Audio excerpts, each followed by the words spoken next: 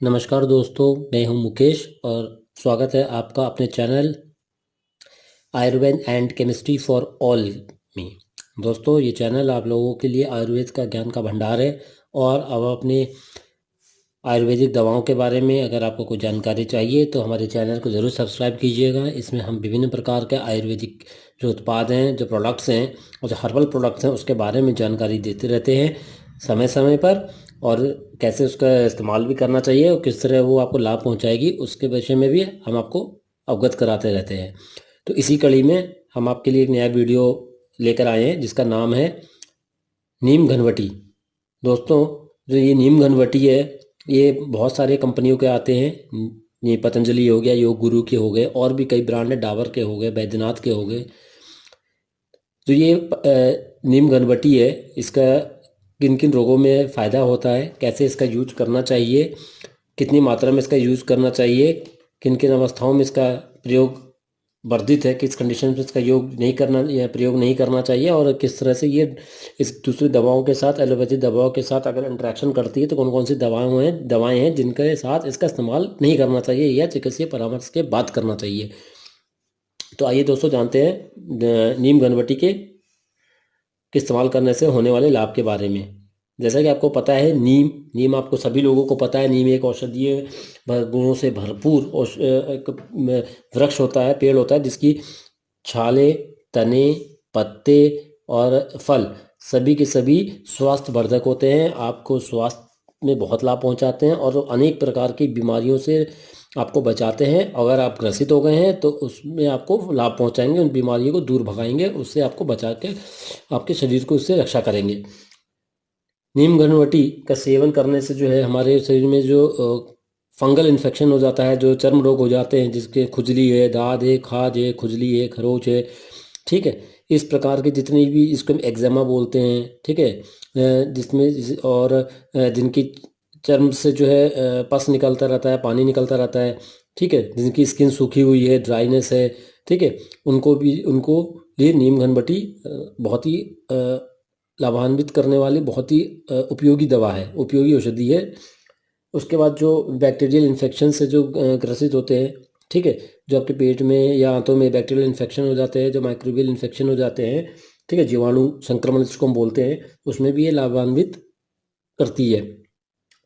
जो डायबिटीज़ के जो शिकार हैं, जो लोग मधुमेह के शिकार हैं, उनमें भी नीम घनवटी का इस्तेमाल करने से फ़ायदा मिलता है, ठीक है। जो लोग स्वेलिंग के शिकार हैं, सूजन के शिकार हैं, उनमें भी नीम घनवटी का सेवन करने से आराम मिलता है, सूजन में कमी आती है, ठीक है। जो लोग कई विभिन्न प्रकार के बुखारों से ग्रसित होते हैं, ठीक है, डेंगू है, मलेरिया है, तो उनमें भी नीम घनवटी का सेवन करने से राहत मिलती है। बुखार के जो तापमान है उसमें गिरावट आती है और स्वस्थ होने की ओर व्यक्ति का शरीर हो जाता है, ठीक है। जो लोग गठिया के शिकार होते हैं, जिनको गठिया हो जाती है, घुटनों में दर्द होते रहते हैं, जॉइंट पेन्स होते हैं, उसमें भी नीम घनवटी बहुत ही फायदे पहुंचाने वाली औषधि है। जो जठे संबंधी जो छाले होते हैं, ठीक है, जो छाले हो जाते हैं, उस अवस्था में भी नीम घनवटी का प्रयोग करने से फायदा मिलता है, ठीक है। ये शुक्राणुनाशक भी होता है, ठीक। शुक्राणुनाशक मतलब स्पर्मिसाइड होता है। ये आपके जो वीर्य है उसमें स्पर्म की क्वांटिटी जो है उसके काउंट्स को रिड्यूस करती है, कम करती है। तो नीम घनवटी का प्रयोग उनके लिए अच्छा है जिनको शुक्राणु का नाश करना हो या स्पर्म को नंबर ज़्यादा करना हो। जो अति शुक्राणु से पीड़ित है उनको इसका सेवन करना चाहिए, ठीक है। जो हाई फीवर से ग्रसित होते हैं उनमें भी नीम घनवटी का प्रयोग करने से राहत मिलती है, ठीक है। तो देखिए, आपको इतने सारे लाभ हैं। इसके अलावा भी रक्त संबंधी जितनी भी बीमारियां होती हैं, नीम का प्रयोग करने से वो दूर हो जाती हैं, ठीक है। किसी का दूषित रक्त हो जाता है, रक्त का संक्रमण हो जाता है, रक्त में कोशिकाएं सही से वर्क काम नहीं कर रही होती हैं, ठीक है, ब्लड प्यूरिफायर का भी ये काम करता है, ठीक। तो जब ब्लड आपका प्यूरिफाई रहेगा, साफ रहेगा, तो आपकी स्किन डिजीज भी आपको नहीं होगी, चर्म रोग भी आपको नहीं होंगे। विभिन्न प्रकार के जो चर्म रोग हैं वो उस रक्त की विषाक्तता से होती है। तो ब्लड की टॉक्सिसिटी अगर होने लगती है, उसका पीएच डिस्टर्ब होने लगता है, तो उसकी वजह से आपको जो है स्किन डिजीजेस होने शुरू हो जाती हैं। आपने देखे होंगे कई लोगों के चेहरों पर या हाथ पैरों पर निशान रहते हैं, काले धब्बे हो जाते हैं, बड़े बड़े फफोले टाइप के पड़ जाते हैं, तो उसमें भी नीम घनवटी का प्रयोग करने से लाभ मिलता है। ठीक है। अब मैं आपको बताऊंगा कि इसके किस अवस्था में किन किन दवाइयों के साथ इसका सेवन नहीं करना चाहिए। ये कॉन्ट्रा इंडिकेटेड होती हैं, जैसा कि एजाथायोप्रिन, ये एंटी कैंसर दवा है, इसमें भी इसके साथ नीम घनवटी का प्रयोग नहीं करना चाहिए। दोनों रिएक्ट करती हैं इंसुलिन के साथ। जो डायबिटिक पेशेंट्स हैं, जो अगर इंसुलिन ले रहे हैं, ठीक है, तो आप इंसुलिन का प्रयोग ना करें उस समय। साइक्लोस्पोरिन, ठीक है, जो एंटी कैंसर की दवा है, जो कैंसर को दूर भगाने की, ठीक करने की दवा है, ठीक है। ग्लिबुराइड, जो डायबिटीज़ की, मधुमेह के लिए जो दवा आती है ग्लिबुराइड, उसमें भी इसका प्रयोग नहीं करना चाहिए। ठीक है, जैसे ग्लिमिपिराइड होगी, ग्लिपिजाइड हो गई, ये भी मधुमेह के लिए दवाइयाँ हैं। ठीक है, इसका प्रयोग मैं आपको बताता हूँ कब नहीं करना चाहिए, कब कब नहीं करना चाहिए। जिसका अंग प्रत्यारोपण हुआ है, ऑर्गन ट्रांसप्लांट हुआ है, उस समय इसका प्रयोग नहीं करना चाहिए। गर्भावस्था में प्रयोग नहीं करना चाहिए। ज़्यादा मात्रा में इसका प्रयोग नहीं करना चाहिए। बच्चों को इसका प्रयोग कम करना चाहिए।